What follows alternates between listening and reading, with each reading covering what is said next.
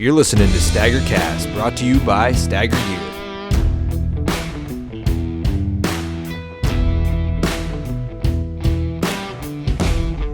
All right, welcome back to another episode of STAGR Cast. Sitting here with Greg tonight, and we have our second Canadian guest we've ever had on the show, aside from Guy Latent. And we're sitting here tonight with Nathan Wilbur. Thank you for joining us. Yeah, hey guys, great to be on. I really enjoy the podcast. Thank you. We're really sorry to we wanted to have you on forever, but we've been in a state of absolute confusion and moving and turkey hunting fog and shed hunting fog. We were just talking about the fog of turkey season and how tired everybody is, and then so Adam's been dealing with that, plus moving into a brand new shop. So it's been a blur this month. So thank you very much for being patient. No problem. I'm always busy too. So it's and I'm also always in deer mode. So it doesn't matter what time of year we do it. That's good. That's a good mode to be in. Yeah. So I don't know about you guys, but like now that turkey's winding down, I'm like starting to like look ahead a little bit. Are you putting the shed stuff behind you now that it's getting green, or what? You've been full shed mode, Greg. I'll never put shed stuff behind me now. We'll do a recap on that, but I fell in love with shed hunting this year. It's so much fun. So for our guests, what we start with a little bit background on you, how you hunt, how you got into it, and kind of go from there. If you want to do that. Sure. Yeah. Sounds good. So my name is Nathan Wilbur, and I live in New Brunswick. I'm from New Brunswick. I grew up in a little town called Hampton in southern New Brunswick, and I just turned 40, which I really don't like the sounds. It doesn't have a great ring to it. 30s has a much better ring to it. So I just turned 40. Not too excited about it. I do, for a living, I do Atlantic salmon conservation work. So, no kidding. So work for an organization called the Atlantic Salmon Federation. We work both in Maine and all throughout the east coast of Canada, basically throughout the whole range of Atlantic salmon in the Northeast. So it's an awesome job, and I get to be out in cool places all the time and helping a species that I love. That's awesome. So, yeah. So, and then deer hunting wise, I mean, I've been running around the brooks and the woods since I could walk, and it's just something about it's just ingrained in my genetics, I think, to be out there trout fishing and salmon fishing and deer hunting and chasing grouse around, and now woodcock with my bird dog. Nice. But so my dad would take me deer hunting as I was growing up, but we never ever got one. And all I wanted to do was get a deer. And I worked, and he passed away when I was 21. And so then I kind of took matters into my own hands, and it's like, damn it, I'm going to get a deer. And so I hunted hard for a few seasons before I finally got my first one in 2009. And then it's been a pretty consistent record since then. Nice. Either a moose or a deer every year since then. So and you guys can hunt moose up there pretty much every season as a resident, right? No, we can't. That's a whole other story. But basically, 60,000 people apply, and there's about 4,000 licenses. Okay. So you have to apply for 12 to 15 years ish to get a license. So when you get one, it's quite something. Yeah. Okay. And I've only had my license once, but we have a small group of 3 of us that go together, and we do remote hunts to get away from people. We do it by canoe. Nice. That's awesome. How are the ticks affecting the moose up that way? They're around. It's not as severe as down your way, but they're definitely around, even way up north, like in northern New Brunswick, where the winters are harsh. They're all the way up there, but it's not as severe. You see and hear about the odd one that is found covered in ticks, but and they're doing a bunch of research on it too. So they're definitely here, but it's not as bad. Okay. Yeah, because Greg just the other day, he was out shed hunting. You want to talk about that real quick before we dive into that? Yeah, the other day I was out shed hunting, and I was in a really good area, kind of sneaking up through, and the wind wasn't blowing too much, but I caught this smell that was just horrific, and I knew right what it was. I knew it was a dead moose, and it took me a little bit to find it, but I kept doing little loops, and I came up over this little knoll, and there was this beautiful bull. He had shed his antlers, but he was pretty much whole, and he had thousands of ticks on him, and he had the maggots that had got to him, but it was a nasty scene, man. It was sad. You could tell he was an old gray bull, and the only thing I can think of is ticks took him out because he was absolutely covered, and I mean he hadn't been dead long. I mean we're talking last week, so. He'd probably been dead a week or maybe two before that, but boy, he'd made it all the way through. And he didn't look skinny. He looked like he was in really good shape. So it just, I got a video of it. I haven't posted it yet just because it is kind of graphic with the maggots and stuff, but I might post it at some point. But good to see people. A lot of people don't get to see that stuff. Yeah. Well, how are the moose doing up your way overall? Is there a good population of them, or is it kind of dwindling like down this way? There is a really good population of them. So we have excellent we have excellent moose management here, and we have pretty intensive forestry activity, which with our winters is hard on the deer, but it seems to be very good for the moose. They thrive in those plantations, and so we have a pretty healthy moose herd, and not everywhere in the province, but for the most part, there's moose spread throughout the whole province, but particularly up north, like in the northern third of the province, really strong moose population. That's where I go. So there's more licenses. We have the province broken down into 27 wildlife management zones, and so in those northern zones, you have a better chance of getting drawn. Maybe I shouldn't say that here on the podcast. There must be a decent amount of Americans that go up that can because Jeff Doyle, that was New Brunswick, right? Yep. He put in for a permit up there. So is there a decent amount of Americans that go up there and do some moose hunting? There are, yeah. I think Jeff he may have applied for New Brunswick, but he went to Newfoundland. Are you thinking? That's not. Sorry, I get it all mixed up. Right after he broke his rib, Nova Scotia, Newfoundland, New Brunswick, it all starts with an N. Yeah. So there's a small allocation of licenses for non-residents, but it's actually you have a pretty good chance of getting drawn, better than resident. So yeah, and there's outfitters. You can buy an outfitter tag, and so each of the outfitters has one tag, I believe. And the deer up there are kicking ass too. You guys got some good hunting opportunities, it seems like, in New Brunswick. I don't know about kicking ass, but if you're in one of the communities in southern New Brunswick, yeah, they're kicking ass for sure. It is absolutely overrun with them down there.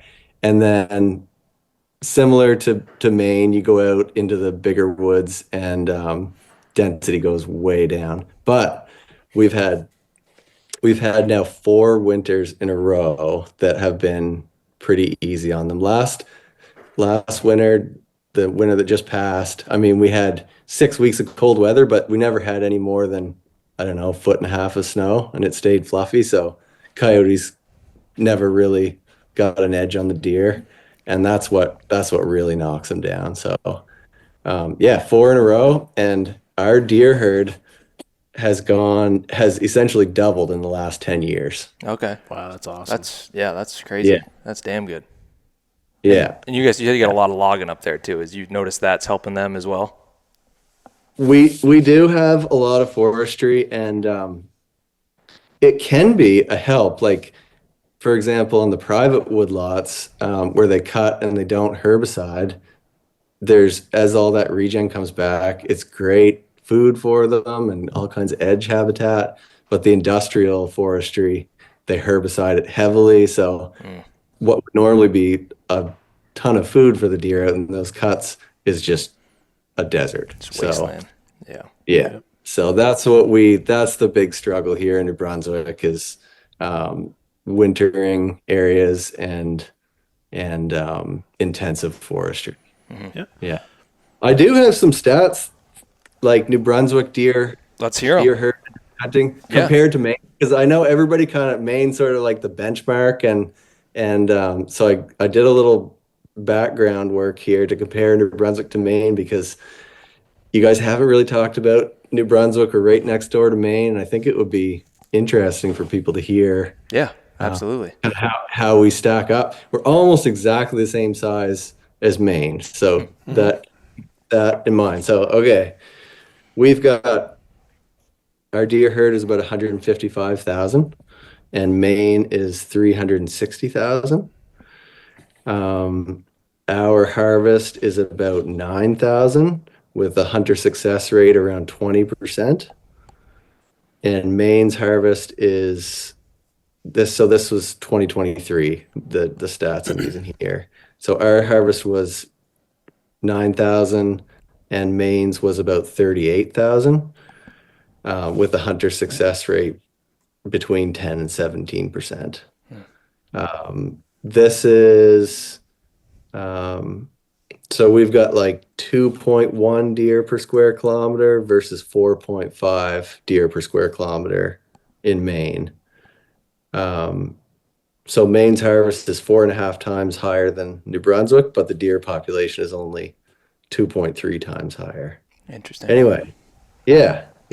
Huh. So Some good perspective there. Yeah. Absolutely. yeah, and New Brunswick's a tiny bit smaller, 73,000 square kilometers versus Maine is 80,000. Do you know roughly like what the breakdown is to private to public land up that way, like hunter accessible land for you guys? Yeah, it's almost 50-50 crown land versus private land in New Brunswick. And obviously private land concentrated around the cities and the towns, and most of the big woods is crown land, aside from some chunks that are industrial freehold, some of which you can hunt, some of which you can't hunt. Interesting. But finding woods to hunt is not an issue. Yeah. Yeah, Is you there can pretty much. Is there like a strong like deer camp culture up north more as you get more towards the crown land and big woods that way?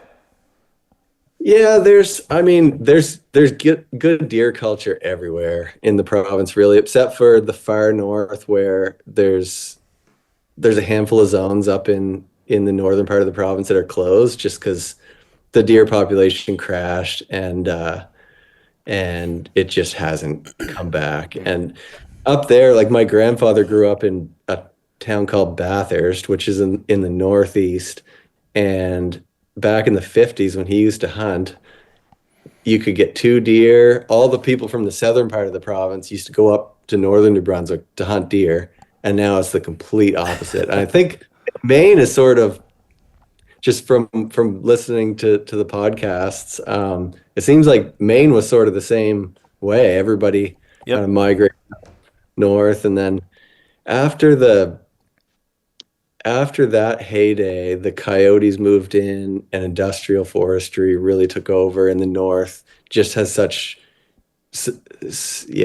winters are much more severe up there compared to sort of halfway down New Brunswick and south. Yeah. Interesting. So I mean, you said the deer population has doubled in the last 10 years. Is that what you said? So before that, you guys really didn't have hardly any deer then. You had just no habitat from all the logging and stuff, or what was it? It was hard winters, coyote pressure, winter kill. The winters really drive everything here. So, having 4 good winters in a row really just took off over the past few years. Any wolf or caribou up there? There used to be caribou up until the early 1900s, and the brainworm from the deer, because there wasn't white-tailed deer. There may be a few, but the deer moved in. Yep. They brought the brainworm, and the caribou died off essentially. So Okay. and then wolves, there's the odd one that comes down from Quebec, but essentially we have none. It's coyotes. We have a lot of coyotes. You ever seen one when you're out hunting? A wolf? A coyote? A wolf? No. No wolves? No. No. I think there was one that a trapper got, I don't know, 10 years ago or something that DNA confirmed it was a wolf, but that's it. Yeah. We before the podcast we were talking a little bit about turkeys, and when did you see your first turkey up there? Because I didn't see my first turkey in Vermont till it was the mid 90s. So it wasn't until late 70s when they introduced them, right? Yeah, we didn't start seeing them in any population till the 90s. When did you start seeing them up there? Yeah, good question. So they've been moving in steadily, and I saw my first one maybe 6 or 7 years ago. They were here before that, but just in the southwest corner, like where it borders on Maine. Yep. And so they slowly moved in from Maine, and so now there's like the easy winters have really helped the turkeys, and there's pockets of them all over the place, sort of in the southern third of the province. And we had a New Brunswick Natural Resources minister from 2018, I think, to 2024, give or take, who was a real passionate turkey hunter. He went down to Maine all the time. And anyway, one of his goals going into that position was to get a turkey hunt established in New Brunswick. He had like forestry and hydropower and everything in his portfolio, but what he was focused on was getting a turkey hunt. I like that. I like that. So we got one, and it's fun. You have to go and do a draw, and I've been drawn twice. I went out the first year back in, I think it was 2018 or 2019, and didn't get one. Had a really intense experience and sort of got a taste for it. Didn't get one in the end. And it was some weird stepping out of my vehicle like just before daylight and hearing that turkey gobble. I'd never heard a gobble before. Oh wow! And it was like as soon as I stepped out of the truck and heard the gobble, it was like, where am I? Texas? Like what is Canada? Eh? Yeah. I have an embarrassing story about that first gobble I ever heard. I was actually working with Adam's dad, and he got me into turkey hunting. And he was a big turkey hunter, but he kind of like got me the calls and stuff. And he said, "Okay, go out and do this." Well, my first time out, they were gobbling like crazy, and he said, "Well, if you get close enough, you'll hear them flying out of the tree." And this was like the early 2000s, and I didn't know what the hell I was doing. Well, I sat there, and I thought I heard turkeys flying out of the tree. In reality, it was a partridge drumming. And I sat there, and I went and I told his dad, I said, "I heard 30 of them fly out. It was all morning long. I don't know what the hell. I couldn't see them." So I was sitting there motionless thinking a turkey was seeing me, but it was just really dumb. But the first time you do hear a gobble, I remember the first time I heard it. It was pretty amazing. So yeah, it's a neat sound to hear out there. I was out at 4:00 this morning. Well, I left my house at 4, and I was in the woods for 5. And just before dark, I got there and I gave a little owl hoot, and an owl responded, a real owl, and it came right in. It kind of worked. I could hear it moving from tree to tree. It would do a little flight and make its way over, and came right up close to me and flew over me a couple times, and I got some neat videos. That was cool. that is really cool. Anything gobbling this morning? No gobbles. No gobbles. Yeah. Is it everything greened up there? Getting there? We kind of went full bloom green last week-ish down here. Yeah. So. Yeah, the apple blossoms are coming out. The leaves are like, I'd say 75% of the way out. So yeah, we're pretty close on par with us as far as the weather goes. It seems like down this way, green up and stuff. Yeah. Speaking of new seasons, you were talking about the turkey hunt. You were pretty fundamental in getting the New Brunswick muzzleloader season, right, for deer, so you could do more tracking. Oh yeah. Well, it was there. Yeah, I was part of it. There were a few people involved, but that was a huge effort, and I'd love to tell you the story. Yeah, absolutely. Yeah. Can we crack a beer first? Sure. I get tremendous satisfaction from hearing you guys crack beers. Oh man. Uh, um, okay, so rewind back to 2018. Yep. I shot a moose that year. Wait a minute. So Wait a minute. What flavor beer is that? hold on, I'll show you here. So this is Picaroons. All right. It's, All right. it's a local Fredericton brewery. It's one of the original craft breweries here in Fredericton. Nice. Yeah. I'm jealous, man. I just showed up at this new STAGR shop, and there weren't. I said, you either got to have Coors Light or a freaking energy drink waiting for me next Gotta time. get the fridge stocked up. No, I don't have an office yet. Nothing's that. I just everything's. I'm not very happy right now. Thirsty as hell. Yeah. Oh, you need a beer fridge for sure. Oh yeah, we're gonna get one. We get that thing stocked up. Hell yeah. Yeah. So anyway, go forward. Okay. So my first year was 2009, and between 2009 and 2018, I got at least one every year. We have nuisance tags too in the some of the communities that you can get with a bow. So some years I got two, and I just like you guys. I just love having the meat. Like I love chasing big bucks, but I also love having the meat. So I don't want to push it too close to the end. And usually if we're going to get snow, we get it right at the end of the season. And I already have a deer by then. So my tracking opportunities were very limited. And our season ends early. It ends anytime between November 17th and 24th. Okay. And so that just to give you a reference point there. And most of the snow comes after that. So 2018, I got a moose. So the meat was there, the freezer was full, and the pressure was off. So I was like, okay, I'm gonna push this right to the end this season and wait for snow.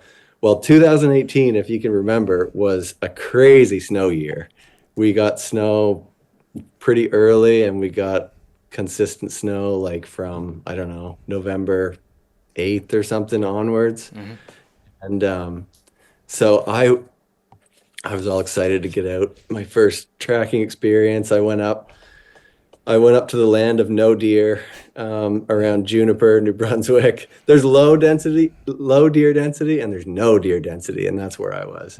And I was staying in a little tent with Matt Sabian and his girlfriend, now wife, Megan, in a little tent, and we had the titanium stove just going full blast, and there's wind blowing in underneath the tent, and wind and snow. And anyway, we were all excited. We had a couple really good tracking days. I did eventually find a deer to track. I went 12 kilometers one day, 16 another day, and then a few days later, I think I went 18 or 20. And those were like the best 3 days I'd ever had in the woods. It was amazing. You guys know exactly what I'm. Like what you learn following a mature buck in the woods, it's just like unlocks all these years and years and years of wondering what the hell they do out there. And anyway, so that season ended. I didn't get one. I came really close. I didn't get one, and it was just enough to drive me insane all winter. And then that was the first year I think that Big Woods Bucks podcast came out. So I was just gobbling that up, and they're always talking about the late muzzleloader season. So I was like, shit, we should have a muzzleloader season too. And I knew that Nova Scotia had one. I knew that Maine had one, and I knew that, I mean, learning more about the U.S. and other provinces in Canada, everybody's got a muzzleloader season. So I knew that there have been quite a few efforts over the years in New Brunswick to try to get a little bit later deer season, because things are just getting good when the season ends and everybody's just starving for a few more days. But on the flip side of that, we don't have a really robust herd. It's really susceptible to severe winters. So the provincial biologists are nervous about giving more opportunity because they don't want they don't want to put undue pressure on the herd, and especially the mature bucks. So I knew that was like, just in my line of work, I knew how the provincial biologists were going to be thinking about this. So I knew we had to address that and make it so it was essentially super low impact, but still gave people the opportunity. So I got to work on a resolution, and our system here in New Brunswick, we have what's called the New Brunswick Wildlife Federation, which is like a provincial nonprofit group made up of a collection of all these little fish and game groups. And the fish and game groups can work up resolutions into the Wildlife Federation, and if they pass at the provincial level, then the federation takes them to the province, and the province usually will implement what the Wildlife Federation asks for. Not everything, but they respect it. So that's good. Anyway, so I got to work, and I looked at like all the harvest stats. I looked at what Maine, like the muzzleloader harvest stats for Maine and Nova Scotia, and I dissected it all, and I did a little bit of analysis and figured that with a 1 week muzzleloader extension, it would only increase harvest by like 0.7 to 2.2%. And the 2.2% was pretty conservative. It's about what Nova Scotia was. So anyway, I did a whole bunch of that in analysis and put together this resolution that basically said we can have this great late season opportunity to give people quality experiences in the woods with muzzleloaders on snow, give people more chance to track without having a big impact on the herd. That was basically the gist of it. And so we brought that forward to the Wildlife Federation. I thought it was going to be just move right through because everybody wants more opportunity to deer hunt. And it did not. It got voted down at the last minute by a couple of votes. It was the other thing at play here was that we had this natural resource minister, Mike Holland, the turkey hunt minister, who was super focused on fish and wildlife and more opportunity. So we have this minister who's like, it's the clock's always ticking because they get shuffled around all the time. And so I wanted to get this resolution through while he was in office because it had a much better chance at going through. Mm-hmm. And so that was in 2019, and it didn't pass. So you got to wait a whole other year. Oh, geez. Yeah. So I made some modifications to it and put it back up through the process. 2020, it didn't pass again. There's this one particular group up in the northern part of the province. They've worked hard to basically restore their deer herd, and they were nervous about having an extra week. And then, so that was sort of at the beginning of COVID, and then I had to wait a whole other year, and then their AGM was canceled. Oh, because of COVID.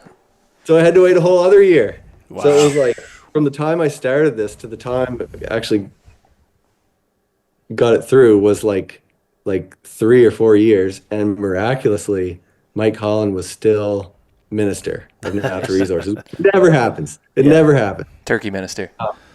So he was in that seat for like 6 years. So finally, the last time I went myself to present it at the Wildlife Federation meeting. I hadn't done that up to that point. It was just like the representatives of our local Fredericton Fish and Game group who presented it, but they just didn't know it inside out like I did.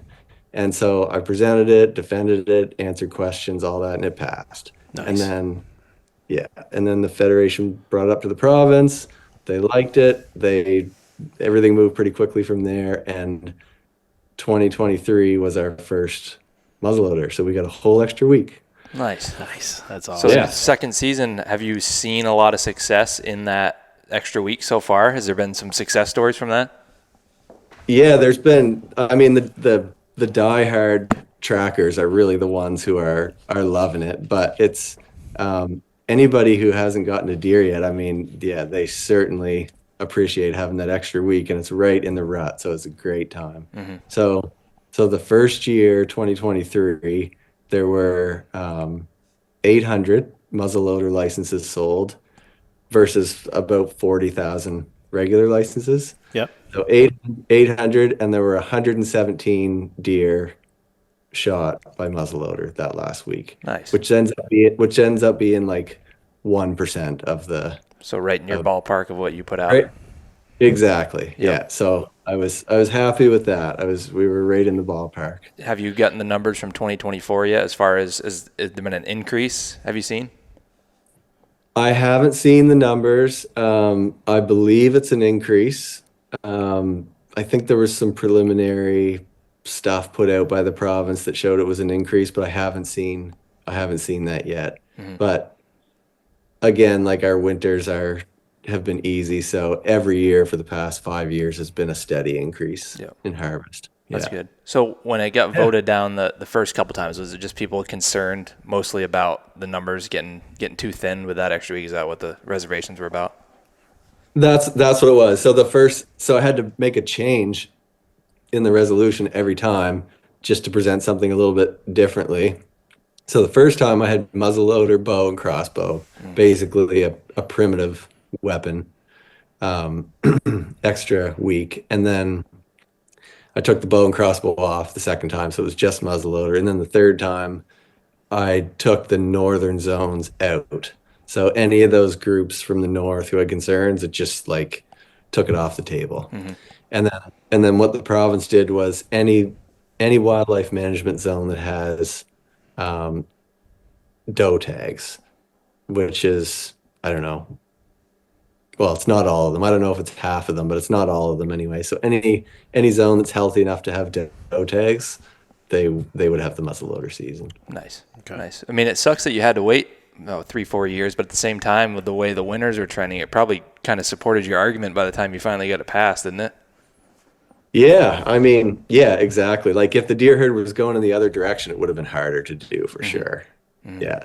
For sure. So I am pretty excited to have that extra week, and a lot of other people here in New Brunswick are. It's the difference between having like 0 or 1 tracking days in a season versus like 3, 4, 5 tracking days. That's a big difference right there. Yeah. Huge. And you said the trackers are taking advantage of it the most. Is there a strong tracking community up there?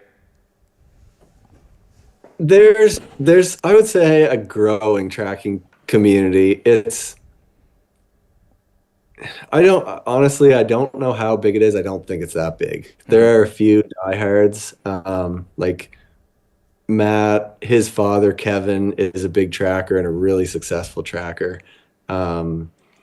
And there's sort of a handful of people in our community here around Fredericton, and that have been sort of making this move, not just to tracking, but to the big woods in general, like getting away from tree stands and hunting around the towns and just wanting to be out in the bigger woods. I think like your podcast, Big Woods Bucks podcast, really has helped kind of inspire people to make that move, even though your success is lower, it's way harder. It's just a much more enjoyable time. You're out there seeing new woods and new country all the time, and you've got you're in the game to get a buck that nobody has laid eyes on before. So that's the best part of it right there. Yep. And is New Brunswick a baiting province too? Can you bait in certain areas like you can in Nova Scotia? We are most definitely a baiting province. Is that a Canadian thing more than anything, is the baiting? It seems like you can bait pretty much anywhere in Canada, people we've talked to.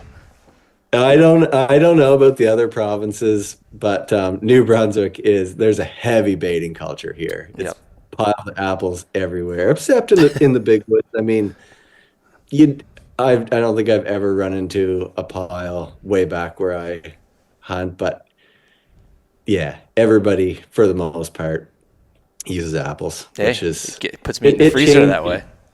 It changes things. It changes the dynamic. It changes how the deer move in the woods, and I'm also a big bow hunter. That's like I hunted a couple of years with a rifle in 2009, but then I quickly shifted to bow hunting.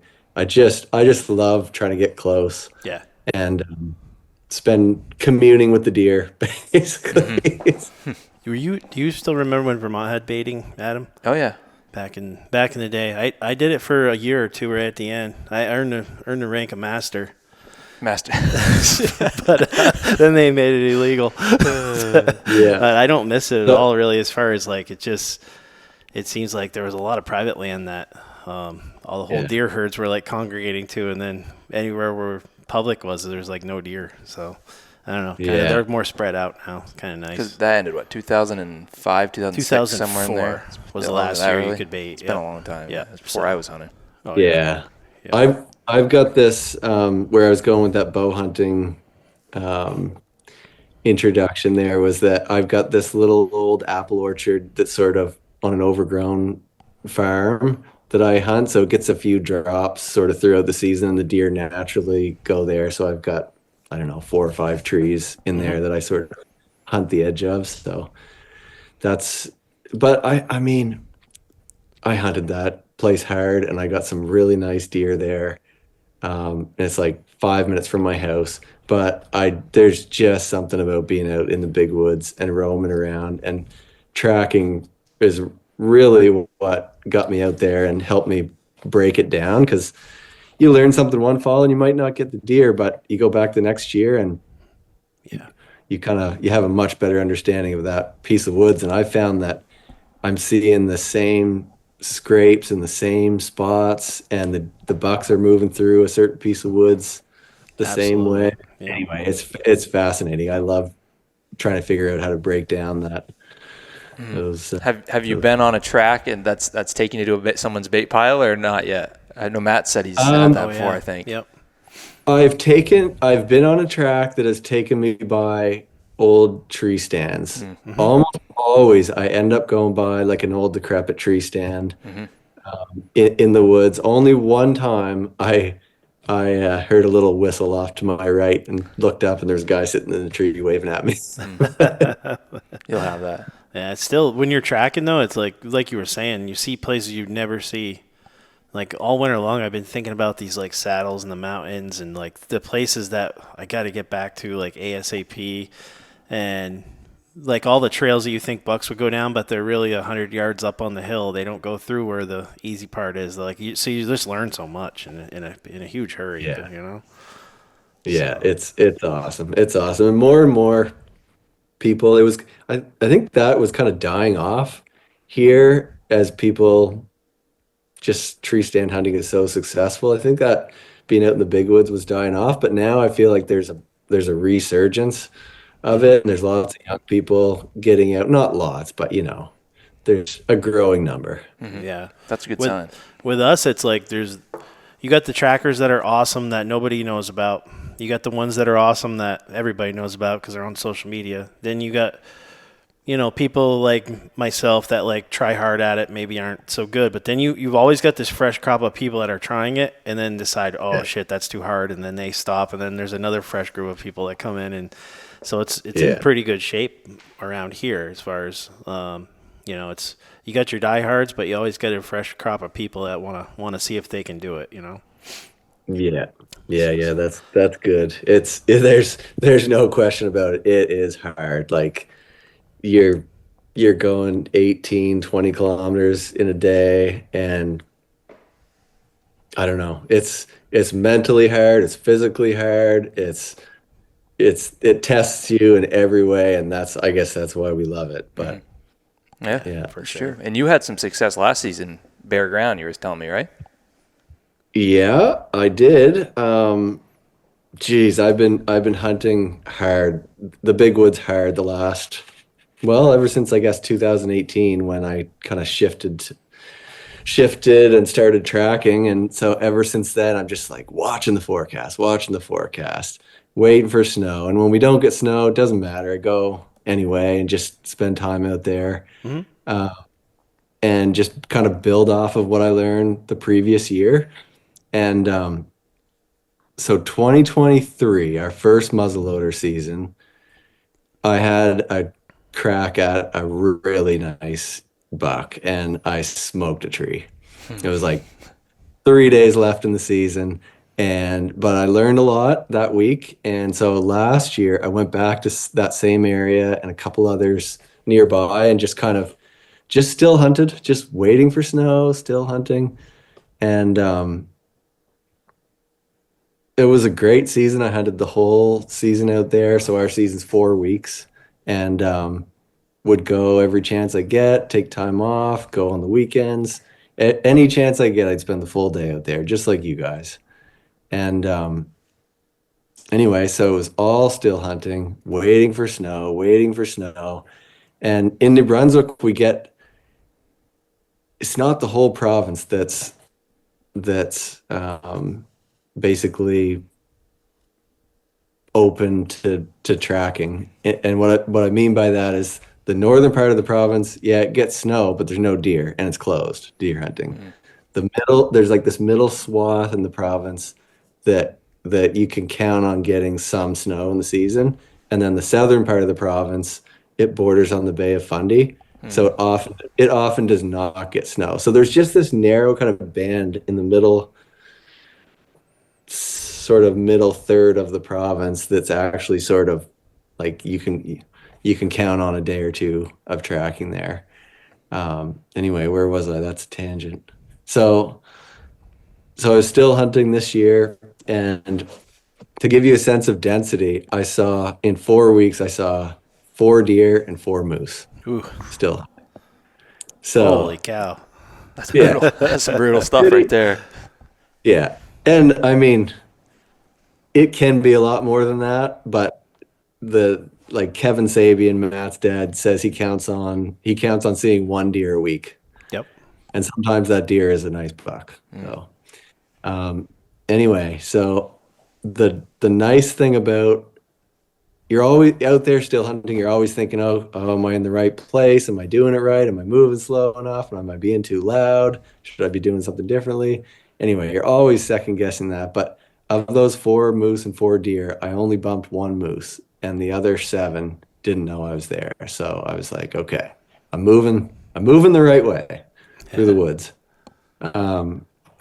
So I stayed at my friend's camp the last weekend of rifle season. It was a nasty, like windy, cold, rainy, just gross, but perfect for still hunting.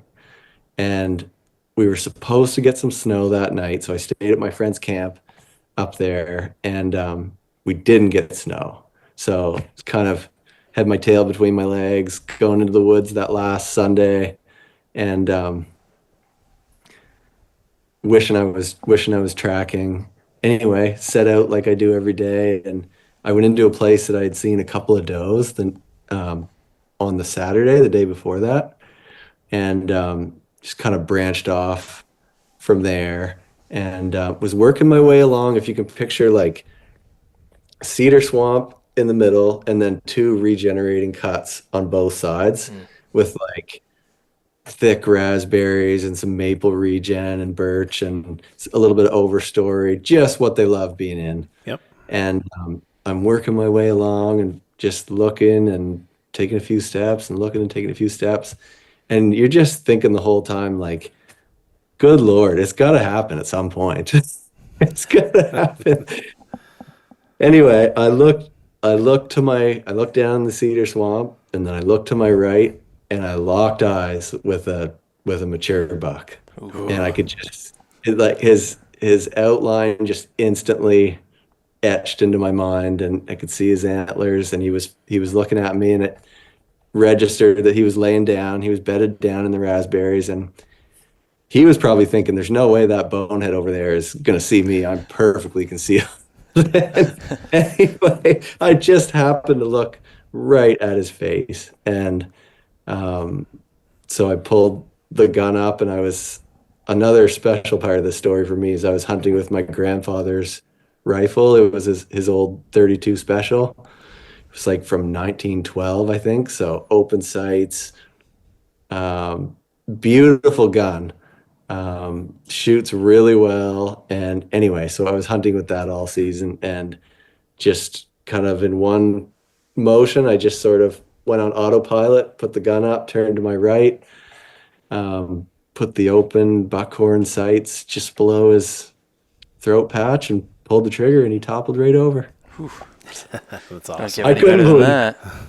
I couldn't believe it. I couldn't believe it. It was like 40 yards. Oh, so pretty close then. He wasn't too far off. Pretty close. Yeah. He's staring right at you? He was staring right at me. Jeez. Yeah. That's awesome. Yeah. It was awesome. I mean, to shoot a buck in his bed on snow is hard enough, and then to have it all come together on bare ground, I couldn't believe it. Oh, wicked. No, there nothing's easy on bare ground. All the miles you do before it pays off for the little easy spots you get here and there. But yeah, that is not easy to do. Yeah, you must have to. It's mentally tough up there, not seeing anything, and you just got to keep telling yourself it'll happen when it happens. Like you can't get down on yourself, because eventually the odds are gonna work out. Yeah, and in the meantime, I'm really enjoying myself and I'm learning all the time. But I do scratch my head when I'm like driving past deer to get to a spot with no deer. And then after I hunt the spot with no deer all day, I drive back into town and there's like 6 deer on my front lawn. I know that's the story of every big woods hunter. They come back into the community and there's deer everywhere. That's us for sure. We every single night in Maine, we come back, There's we're a town dodging deer. them. Yeah. We joke, we're like, we could literally sit at the stop sign in town and shoot a deer. Like, what the hell are we doing? Yeah. Driving hours north, I remember this past season when I got mine, we're out there sitting there looking at it, and we look up the street, and there's a doe standing in the road like 20 yards from us, sitting there looking at the dead buck hanging in a tree or hanging off the porch. Yeah. It's funny. Yeah. It's funny. I got home one night after dark and just took my dog out for a pee in the yard, and I was like, I don't know, 12 yards from my house, and I heard a little noise, and I look over and there was a buck between me and the house. Wow. I just been hunting for like 10 hours straight. So what is the limit? What can you get for deer in a year up there? So we have one tag, and it's buck only unless you get drawn for a doe tag, and then it's still only one deer. So if you shoot a doe, you're done. Okay. So like Maine used to be, kind of. Yeah. With the exception of there's a nuisance hunt in some of the communities down south.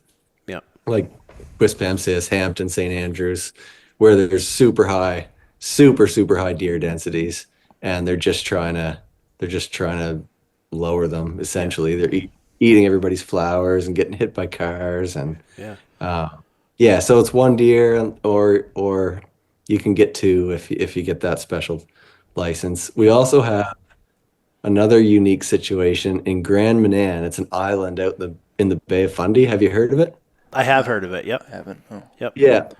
It's got a very high deer density too, because it gets really easy winters, that maritime climate, and you can also get a doe tag for there and still get your buck tag. That's pretty unique hunt out there too.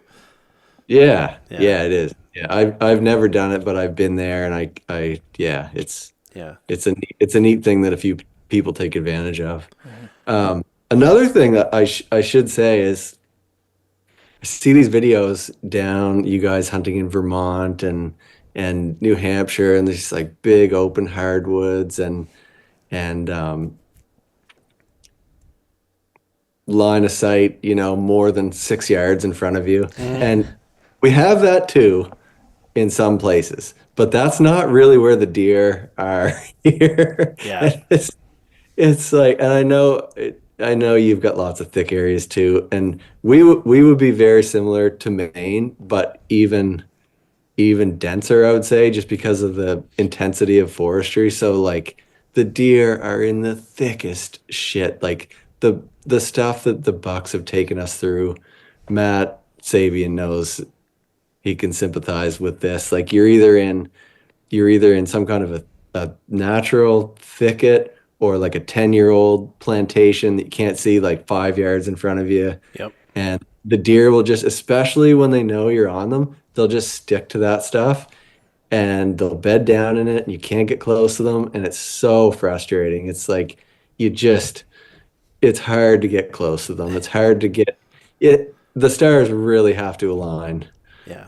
to find that deer. Yeah. As much as people, he's talking about the one deer thing, and it's like, much as everybody rags on Vermont and stuff, it is so nice to be able to go out and get in that apple tree stand and get deer meat. Yeah. And then head to the big woods with some meat in the freezer, where a lot of guys are like yourself. You're trying to balance getting that meat plus trying to get a rack for the wall too. So it's hard, you know. Yeah. And so we're lucky in that way. In the north. I mean, you could go living in Vermont. You could hunt New York, Massachusetts, Vermont, New Hampshire. Yep. You could shoot $5, $6, $7. Really. I mean, some of those states you have multiple buck tags, so we are lucky in that aspect. But like you guys, we can drive 3 hours. You can be in the thickest shit you've ever seen in Maine, or you could drive to the Adirondacks and you can be in wide open, maples and beach and all that stuff.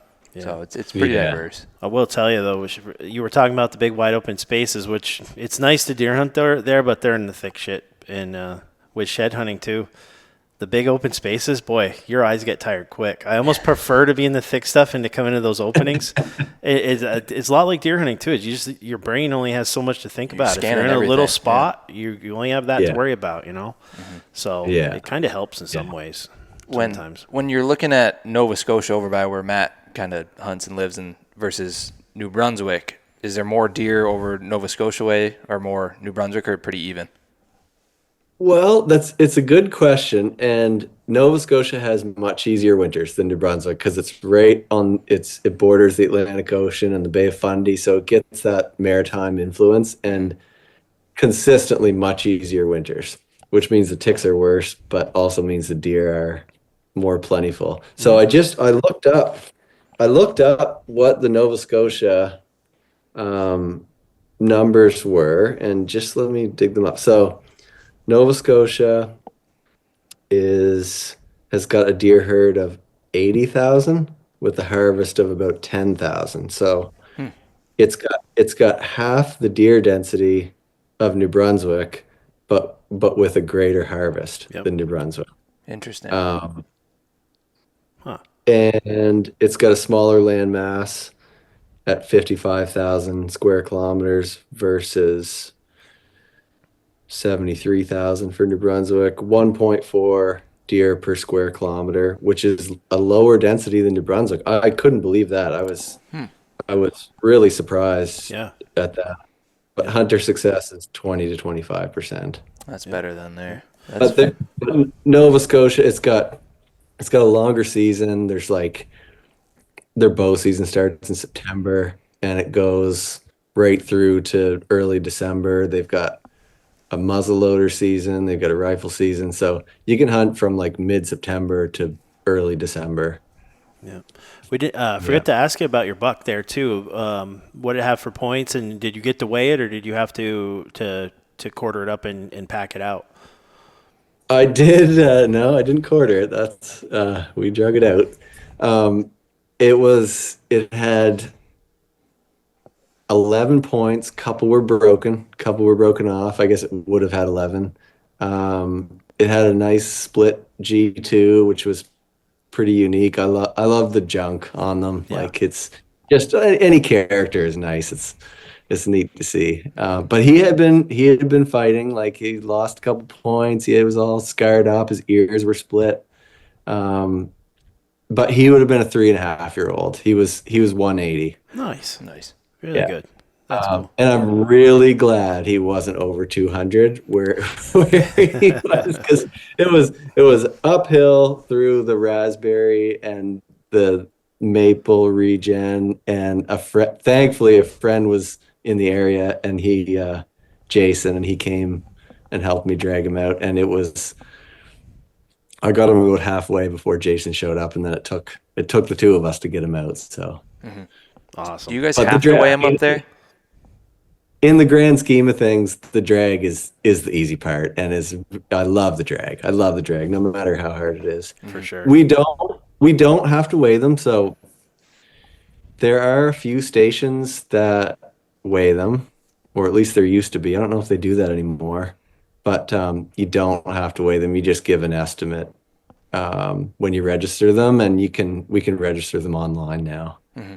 Yeah, that's easy. Yeah, but I did weigh him. He was 180. That's cool. That's a nice buck. That's a damn good buck. I'd take a 180 every day of the week. Well, it's late in the year too. Yeah. Right? Yeah. How does your season set up? Is it you have like bow, rifle, and then the late muzzleloader now, or is it kind of all blended together? Yeah, exactly. We've got 3 weeks of bow season, so which starts the first Monday in October, and then 4 weeks of rifle season, and you can use bow and muzzleloader through that too. 4 weeks of rifle, and then we end with muzzleloader only for 1 week. Okay. So yeah, it's a pretty good rifle season then. 4 weeks. That's I like that. That's nice. Yeah, and then that muzzleloader's week is the last week in November, which is perfect. Like the other thing about tracking, like you might only get 1 or 2 days with the season ending the 17th to the 24th. You might only get 1 or 2 days, and if you get them, you're right in that period where the bucks are going like forever. They're full of energy, and they're just going. We never had the opportunity to hunt like kind of the other end of that curve when they're starting to slow down and bend down more. And anyway, so it was just made it extra tough. Yeah. Do you ever venture out of the province, or do you pretty much stick to home hunting, or do you go around? Yeah, I went to Nova Scotia for a week with Matt a few years ago during COVID. We set up the canvas tents up in the Cobequid Mountains, and we hunted for a week, and it was fantastic. Yeah. It's just by the time our season ends, I'm on the home front. I've exhausted all I've exhaused all my time away. All kitchen passes is what we call them. Yeah. And it's not just hunting. Like there's a build up to the end of fishing season on October 15th, and I go right from that into like heavy bird hunting, and then deer hunting. So by the time that's done in late November, it's like, okay, time to give a little to the family. Yeah, that's fair. You guys have a bunch of good bird hunting up there? We do. It's a great province for bird hunting. We get the migration of the woodcock coming down from Quebec and northern New Brunswick, and so we have fantastic woodcock hunting. And I've got a bird dog. You can see him on the couch there. Oh yeah, there he is. Yeah. What's up, buddy? He's a small Munsterlander, which is versatile. So he's a pointer, and he's good in the wetland. He retrieves ducks. But yeah, duck hunting, grouse, woodcock. We have very good bird hunting. Good. I'm hoping this year in Maine the grouse are a little bit better, because last year was brutal. We hardly got any shots. I mean, see them out in the woods when we're hiking around, but usually can shoot a few from the road, head back to camp, or heading into a spot or something, and it was tough for us last year. Yeah, they weren't a lot on the road last time we went up, but the first time we went up, they were all over, strutting all over the road. You could kick them off the road, but just with this damn freaking wet weather too, it might have screwed everything up. So. I know. Last year was horrible here too, and I'm just this cold, wet weather in May. I think the nesting might be pretty difficult for them right now. Mm-hmm. Yeah, it's between that and the nest predators around here too. It's just horrible. You know, I got a picture on my camera the other night of like 6 raccoons. So you know damn well what they're doing. They're scouring every inch of that field and getting every turkey egg. So Vermont especially, we have a growing raccoon problem. Not a lot of people are talking about it, but there's a lot more raccoons running around nowadays that are wreaking havoc on everything, it seems like. Yeah, they keep passing more trapping regulations, so it's just going to get worse. So, and the guys that do trap and they're sick of it. So that you need a college degree just to read the rule book now. So Yeah. So what's going on with you guys? You got a new shop, you got new gear, a little bit of everything going on right now. Yeah, we've been really bad about doing podcasts lately. We're going to get back. We keep saying this, but we're going to get back into the groove here. Yeah. But it's just been a kind of a season of transition for us and getting into the thing. But we've had a hell of a lot of fun the last month It's been a great spring. We're going to recap soon between turkey hunting and between how many successful turkey hunts have we been on? I've been on 7 of them between me and people I've taken out, and you and Grant. 4. Yeah. So we've had a really good turkey season, and we've been dabbling in shed hunting, and we've been brook trout fishing, and We haven't. The boats have suffered a little bit. I've only taken the boat out 3 times, but the fishing's been pretty good. I do mostly bass fishing, so it's been pretty good the few times I got out. But I got my plate full right now with getting the shop set up. The whole construction was a little behind on that. It was supposed to be done late April, early May. We're supposed to be done, but we're just barely finishing that up. So now it's getting all the shelving set up and displays and everything like that. So we're balls to the walls with that right now. So that'll be a retail space for you guys? It's mostly going to be like our warehouse type of, be easier for like our shipping center and stuff. But we're going to open it up to people if they want to schedule a time to come down and try stuff on, have a little retail area, just to make it easier for guys that want to try stuff on that are local, you know? Yeah. Yeah, nice. So that's your full-time thing now, Adam? Mm-hmm. Yep, that's what I do since last May. Yep. Yeah, last May. Yeah, he used to work with me, and then now he's doing STAGR full time, and I'm still doing my thing, but I'm hoping someday to hop over and help him out. But keep on growing it. That's all we can do. You've got a growing following here in New Brunswick. I see people with the STAGR gear and in their pictures and stuff and on all over social media, and so you're making great gear. People really enjoy it, and the podcasts are awesome. I'm driving out to doing my hour drive past all the deer, out to the big woods and listening to your podcast the whole way, driving out, sipping on a coffee in the dark, heading out to the woods every morning. It's great. I really love the podcast. Thank you. We appreciate it. It means a lot. Yeah, we appreciate it. Our main goal with the podcast is make people laugh and have a good time, because there's enough serious ones out there now that we just want to be give you a little chuckle on the way to the stand, and share our hunts and stuff like that. Chat with like-minded people and just kind of share the whole experience. Yeah, looking forward to doing some more on the hunt ones this year too. That was a lot of fun. We're actually doing kind of a podcast and a hunt at the same time. We've got a couple that we're gonna edit, but I was breathing so hard in them that it's making it unlistenable. Full buck fever. No more GoPro headset. I gotta have it away from my mouth. So that was cool. I enjoyed those. There's nothing else out there like that, and that was good. Yeah. We when just going through all your podcasts over the last couple of years, I was thinking, geez, they got to do something on New Brunswick. And then you had Matt on for Nova Scotia, so I was like, okay, we definitely need to do something on New Brunswick now, because we got a gap in there. Yeah. So Matt's such a good dude. I feel like if he lived down here, he'd be probably living on Adam's couch. He'd probably be co-hosting with us right now. He's such a good dude. We got to get up. Either got to have you guys down here to hunt, or we got to go your way. You know, it's just getting the cavity searches and the clearances to get over the border. Yeah. Yeah, I know. It's getting harder and harder, I guess. Yeah. Yeah. So a turkey hunt would be a fun way to do it. Like everybody's in deer season. It's kind of a pressure cooker. Everybody's got their plans and their places to go, but turkeys. Yeah. Dude, turkey would be perfect, because me and Adam are like usually fight over. We don't want to. We'd rather call and you shoot, do the video. Like we're just out there having a good time, you know. Yeah. So we would welcome you down to do that. So turkey hunting in Maine too is a blast. I like turkey hunting up there a lot. Me too. It's a good time. They're not as pressured. The Vermont birds are real call shy after the first couple days. Dealing with a lot of posted signs in houses now and a bunch of shit around Vermont it makes it tougher. Yeah. So we were going to ask you too about hit us with another deer story here, a memorable one of yours that you might want to tell us. What was the story on that big giant one you sent me the picture of earlier? The one I think you got with your bow, right?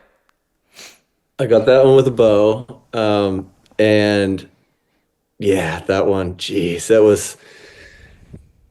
So that was at my bow spot, which is not too far from my house. The apple orchard.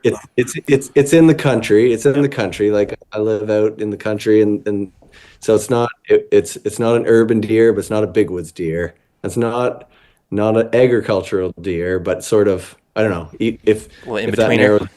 Yeah, a little in betweener. Like there's woods, there's some overgrown farmland, there's no active farming, so that kind of gives you some context about where he was living in mature woods.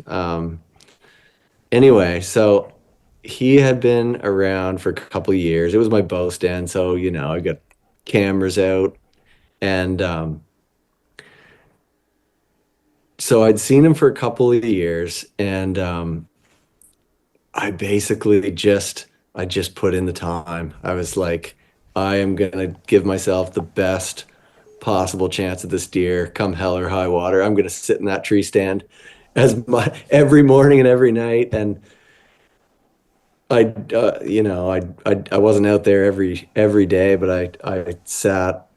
I put my time in, and it was went through all of bow season, started early October, and I'd rest it, like I'd bird hunt and I'd rest it. I wasn't in there, just stinking up the place the whole time.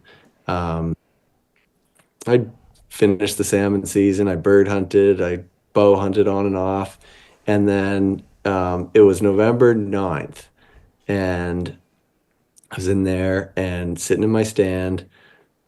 Beautiful afternoon, around like 4 o'clock, and so kind of early, like not dusk, and I had this little spike horn coming in, and we were like, I think the season ended early that year. It was November 16th or 17th, so I had like a week left, and I was thinking, geez, that spike horn is looking pretty good.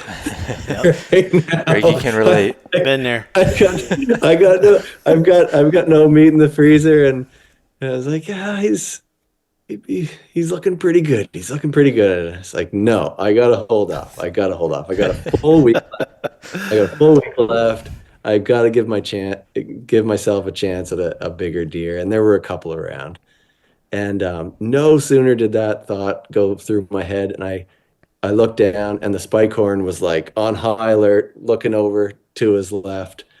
And I looked behind me, and that guy was standing there. And it was like the comparison between those two deer. It was like a full-grown cow standing next to like a goat, basically. Wow.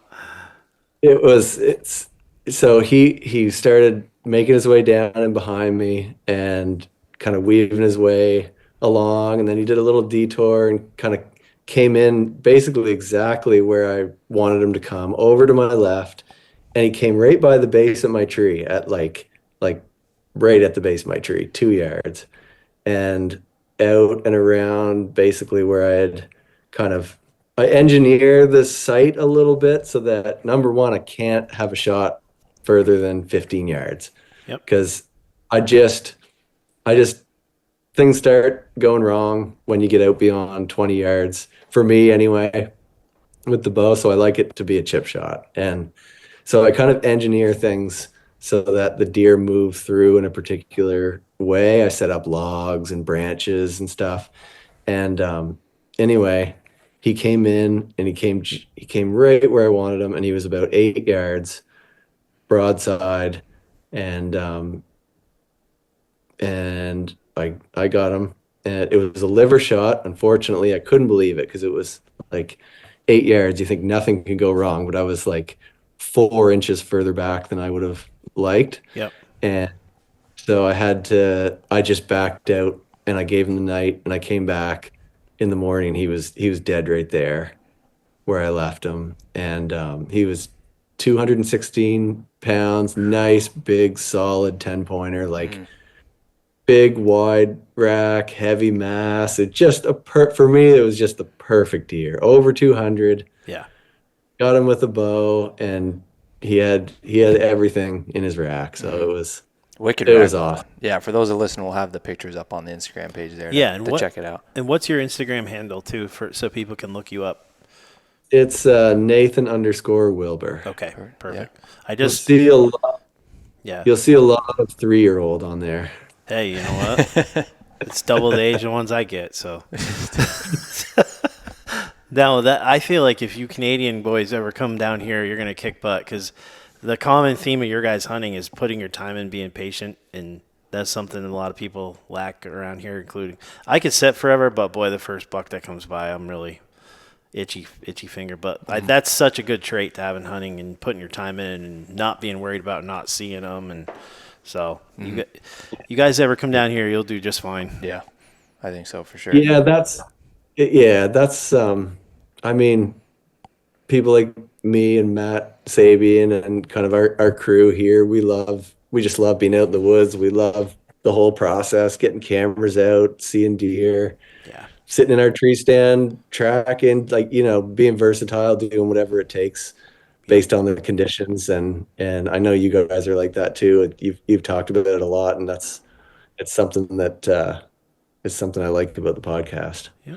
Do you guys ever do any shed hunting up there? And you have time to do shed hunting in the spring? I spend so much time in the woods throughout the course of the year, and I have not once found a shed. Mm-hmm. Wow. So, yeah, I know. So, yeah. So that gives you an idea about the density of sheds. Yeah, that's fair. So I just don't dedicate, like, I always keep my eye open, but I just don't dedicate any time specifically to it. This time of year, I'm out picking fiddleheads and trout fishing, striped bass fishing. You got any morel mushrooms up there? They're popping in Vermont right now, big time. We do. I've never picked morels, but I know they're around. I mostly focus on oysters and chanterelles, especially. Oh, yeah. Yeah, you like chanterelles. I think chanterelles are way better than morels, but I might be the minority. But they're so good. I love chanterelles. Yeah. Well, that's the time of the year to do it right now, right? Everything's popping for mushrooms. Chanterelles will be another month or two, but the morels they're screwed because of the wet right now and the cold. But I got about 40 of them that I'm watching right now, hoping they grow. But the pheasant backs up right now, and the fiddleheads are gone by. And I was talking to my wife today about, like, we need to just go up to Maine this summer and just pick wild blueberries. I mean, you've never seen blueberries like you have in Maine. And then go to the bar and drink about 4 blueberry margaritas. Yeah, Greg had his first blueberry margarita last year. He lost his mind over I can't stop thinking about it. It's more important to me than you can only get those in Maine. That's the only place I've ever seen them. I'm in love with them. So we've got a lot of blueberries. We got a lot of blueberries up here too. Yeah. So what about you talked about the fishing season a lot. So what methods do you use for salmon fishing? Yeah, so it's all fly fishing for salmon, and we've got some really famous rivers up here, like the Miramichi and the Restigouche. The Miramichi has historically been the most productive, highest producing Atlantic salmon river in North America, and up until 15 years ago, it had a pretty consistent run of like 50 or 60,000 salmon. And which provides a fantastic fishery. There's camps and outfitters and lots of little family cabins along the river, and everybody fish salmon. But that's gone down. The population's plummeted by over 90% in the last 10 or 15 years. Oof. because there's been this resurgence of striped bass, which is a native fish here in. So it'd be the Gulf of St. Lawrence population. If you can picture, like, that body of water between eastern New Brunswick, northern Nova Scotia, western Newfoundland, the Gulf of St. Lawrence. So there's a striped bass population there that was, like, in dire straits. It was down to 3,000 spawners in the late 90s, and it came back to 1 million spawners by 2017. Holy 1 million. Shit. What happened? There's a variety of things. Most certainly the main thing that helped in the recovery was they stopped the commercial fishery. There used to be a commercial fishery. They stopped that. At the same time, climate change happening, warming up the Gulf. The Gulf is consistently warming, so becoming more productive, probably more food for them. Also, where they overwinter, there used to be a a pulp mill, and that closed down. So there was not that it was pumping chemicals in, but there was thermal effluent, like warm water going in all the time. So that closed down. So there was this variety of things that changed, and they just exploded. And Yeah. unfortunately, they all funnel into one river system, the Miramichi, in the springtime to spawn. And it's like nothing you've ever seen before. I'll send you guys a video. It's unbelievable. Hundreds of thousands of striped bass, anywhere from like 15 inches to 40 inches, packed into this river, like bank to bank, fins out of the water for kilometers. And unfortunately, the timing is just wrong for salmon because the young salmon smolt that are leaving the river have to go right through that. Oh. And yeah, it's really bad. So it's bad for the salmon. Success story for striped bass, but really bad for salmon. Yeah. And we've been tracking salmon smolt since the early 2000s with acoustic tags, so we can see their survival through the river, through the estuary, and all the way out to the North Atlantic. And survival out of the river used to be about 70%, and it plummeted down to about 4% at its lowest point. That's crazy. Yeah. Are the stripers feeding aggressively when they're headed up through, or they're just smashing them? They're just crushing them. You could put a beer can on the end of your line and they'd take it. Okay. It's like they're not active. They're not necessarily actively feeding. Most of their stomachs are actually empty when you open them up, but they take anything. Okay. They'll take anything. Okay. Yeah. Especially when they're like the couple weeks before they spawn, which is right now. They move right up into the river and they're just kind of staging, and they're killing time, and they're eating anything that comes by. Anything you throw at them, they just gobble it up. Yeah. So like, they're amazing to fish, and it's a great fishery, and there's like kids and everybody and their dog is out fishing striped bass. So it's great to see that. It's just sad that it comes at the expense of salmon. So we're trying to work towards some better balance there. It's too bad there wasn't a way to to have like a diversion of fish ladder or a side stream that you could only a certain size, like the salmon could get through, Yeah. but the stripers couldn't get in there. You know what I mean? But I don't know. That's Well, my we head. are actually kind of doing that. We've started collecting smolt on their way out of the river, which is difficult because it's spring conditions, high water. But we've started collecting smolt in what's called using these devices called smolt wheels. You put them in, they float, and they collect the smolt on their way down. And you only get a small proportion of the overall run, but we're trucking those fish around the striped bass and letting them go downriver. And That's cool. and some of the early results we've seen with the tracking shows that they survive way better. So That's good. That's promising. So it's a trend getting in there, getting it figured out. Mm-hmm. That's good. Too bad. Have they opened up commercial fishing on stripers since then, or no? So they have, but at a really small scale. So they have one of the local First Nation communities called Eel Ground First Nation. They have a small commercial fishery right there on the river, and it's I mean, they keep really good records. I've been out with them many times on their boats. They do an amazing job, and that way our federal agency who controls the fishery, it's easy for them to make adjustments. If the population's going up, they can loosen the quota. If the population's going down, they can tighten things up. So Makes sense. it's a good way to start the commercial fishery again. Yeah. Good. But if you get the chance, you should come up and try it. It's That'd be pretty cool. I'd be down to do some striped bass fishing. That sounds fun to me. Even I could catch fish in those conditions.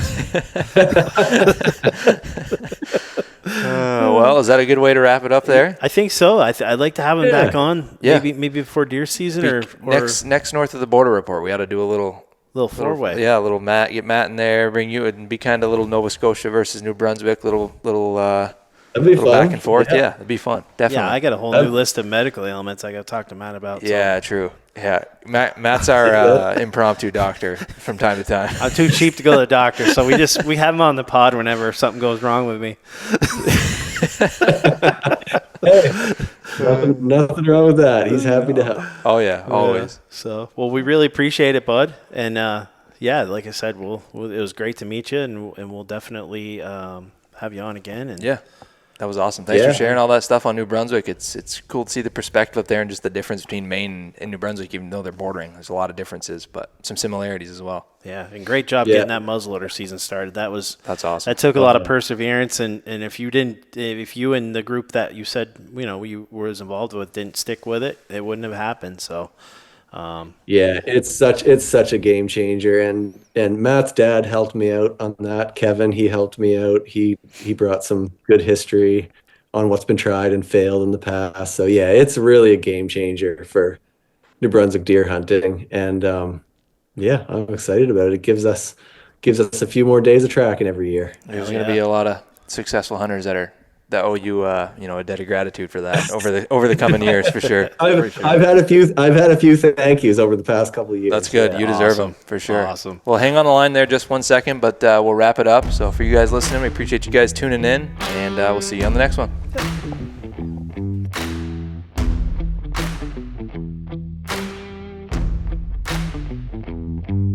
You're listening to STAGR Cast, brought to you by STAGR Gear.